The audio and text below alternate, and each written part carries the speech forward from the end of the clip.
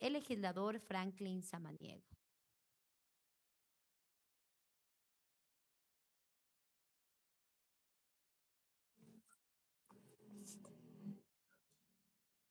Hola, muy buenos días, señorita presidenta. No sé si se me escucha. Sí, Hola, escucha, legislador. muchísimas gracias, estimados compañeros. Quiero iniciar saludando a los ciudadanos y ciudadanas, a las mujeres, a las emprendedoras de nuestro país eh, y tomarme unos segundos nada más para agradecer a millones de ecuatorianos que confiaron nuevamente en esta curul y decirles que seguiremos legislando y fiscalizando siempre en pro de las grandes mayorías de los sectores más vulnerables y caminando juntos, conociendo sus necesidades desde el territorio. Para mí es sumamente importante esta intervención, pues he estado siguiendo en estas últimas semanas el debate en la comisión. Quiero felicitar a mis compañeros por el trabajo que vienen realizando, por tratar de mejorar en algo esta propuesta que ha llegado desde el Ejecutivo, denominada Ley Orgánica para Impulsar la Economía de las Mujeres Emprendedoras del Ecuador. Me ha llamado mucho la atención cuando revisaba un texto enviado, observaciones enviadas desde Pichincha, en donde hacen varios enfoques de análisis que creo que debemos tener en cuenta.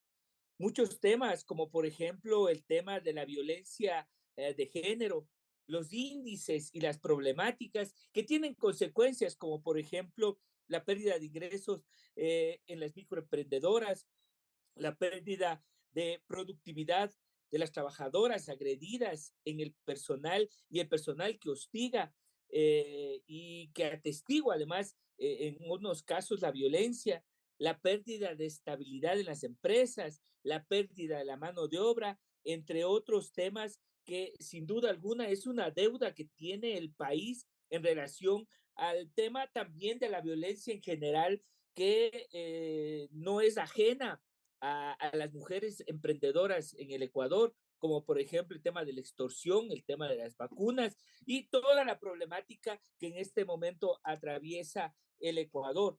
Por otro lado, también es importante que vayamos anotando y tomemos en cuenta algunas condiciones actuales de los temas del emprendimiento.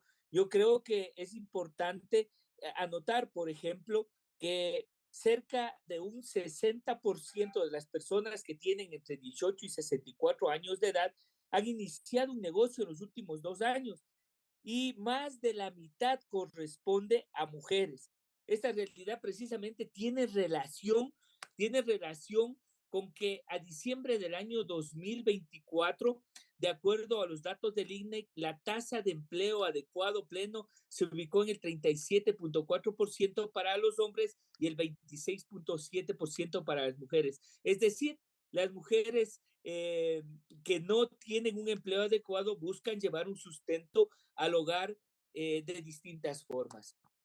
Compañeros y compañeras, la Comisión de Transparencia, Participación Ciudadana y Control Social, de la cual soy parte, ha realizado un trabajo, un análisis de la norma, como he señalado, tratando de mejorarla en muchos aspectos. Por ejemplo, se prioriza la inclusión de mujeres migrantes retornadas que deseen emprender en el Ecuador. Y ahí también hay que ubicarnos, ¿no es cierto?, en lo que está pasando, por ejemplo, con los Estados Unidos, qué es lo que va a pasar con estas mujeres.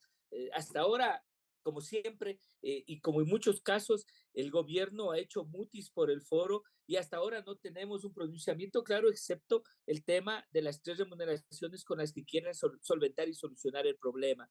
Se estiman además 5 finalidades que me parece importante señalar. Primero, promover la economía, la autonomía económica, fomentar la creación y fortalecimiento de emprendimientos, reducir las brechas de género, impulsar la formalización y participación de las mujeres y crear un entorno favorable para la conciliación entre trabajo y la vida personal. Yo ahí me pongo un elemento adicional que veo que nos falta y es el tema de cómo se articula los niveles de gobierno en esta problemática para poderla enfrentar. ¿Cuál es el rol que tiene el gobierno central, que sin duda alguna está establecido en la ley y en la Constitución, y cómo se articula con los gobiernos locales? Hoy les digo, por lo menos en Pichincha, al gobierno provincial le ha tocado asumir la responsabilidad con Guarmi y Pichincha de enfrentar los temas de género, poner abogados, poner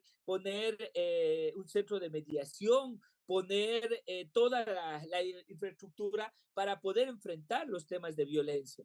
Además, se establece que las instituciones del sistema financiero nacional, público y privado de la economía popular y solidaria deberán incluir criterios de evaluación y aprobación de solicitudes de crédito con perspectiva de género. Y ahí hay otro problema también.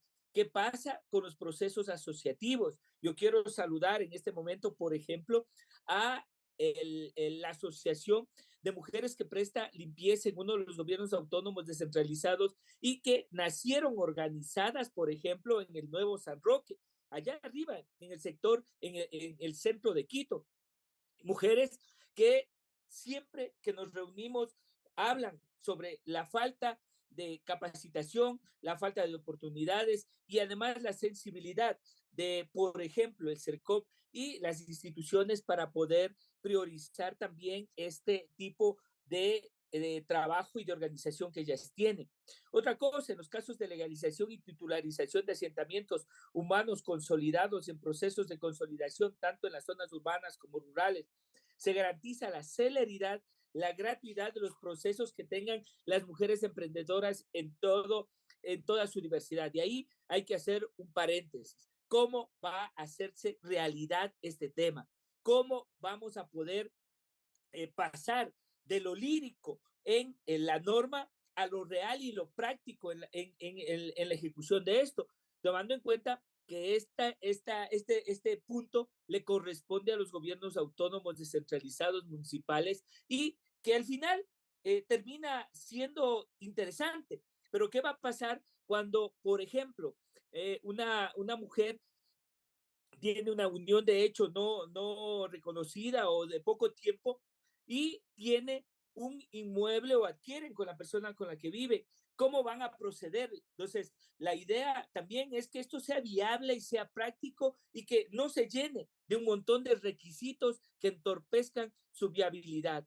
Otro tema, el apoyo integral de las mujeres emprendedoras en toda su diversidad en el sector agropecuario, entre otros aspectos. Y ahí es fundamental el tema del crédito, el tema de la capacitación y el tema también de que el Estado tenga un rol fundamental, porque sin duda alguna este es un sector muy sensible. Ahora bien, dejando claro que la norma enviada por el Ejecutivo en realidad no garantiza cambios inmediatos en la vida de las emprendedoras, creo que es necesario definir mecanismos concretos que aseguren su ejecución efectiva, como señalaba anteriormente. Por ejemplo, el registro de mujeres emprendedoras debe diseñarse de una manera eficiente y ágil para no generar trámites adicionales que entorpezcan, que lo hagan burocrático, que terminen desincentivando la formación, la formalización, por ejemplo, de los emprendimientos femeninos o su registro, por lo menos.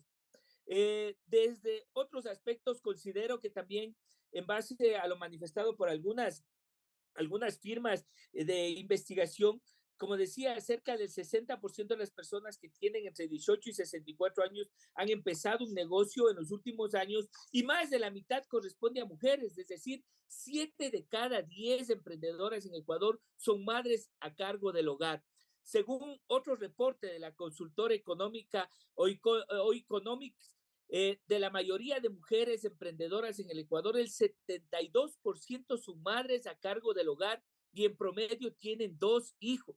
Entonces, desde el objetivo de la ley hasta las disposiciones reformatorias, se deben incluir, por ejemplo, a las mujeres emprendedoras no formalizadas. ¿Qué va a pasar con la señora que vende las papas fritas en la esquina? ¿Qué va a pasar con la persona que realiza venta de refrescos? ¿Qué va a pasar con todas esas mujeres que sin duda alguna necesitan con mayor interés y mayor profundidad de las políticas públicas que garanticen su sustentabilidad?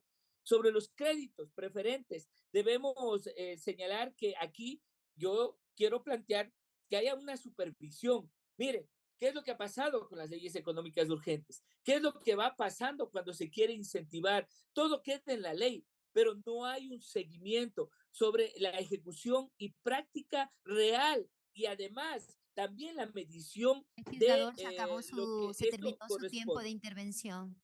Listo, señora presidenta, yo quería solo terminar, voy a presentar mis observaciones por escrito, únicamente terminar señalando que no es posible, que debemos cuidar que no se entorpezcan y no se burocraticen los trámites y que esto en la práctica tenga que ser real y no solo una propuesta que al final se quede en una ley que no tenga los recursos y que no haya la política pública, porque en ocasiones es muy fácil echarle la culpa a la Asamblea Nacional de todo lo que pasa y cuando hay que poner la plata y cuando hay que hacer efectiva la política pública, ahí se nota la insensibilidad, como por ejemplo la que tiene este gobierno y lo ha tenido con muchos sectores. Muchísimas gracias, compañeros y compañeras.